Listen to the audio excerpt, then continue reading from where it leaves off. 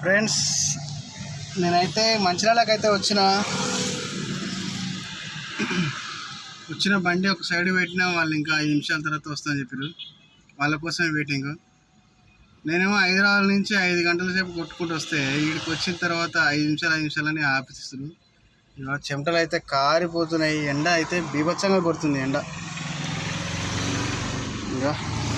చూడు ఎట్లా కొడుతుందో, మండిపోతుంది సూర్యుడు అయితే. వర్షం పడుతుంది అనుకున్నా కానీ అక్కడ హైదరాబాద్ గజ్వెల్ సైడే ఉంది వర్షము.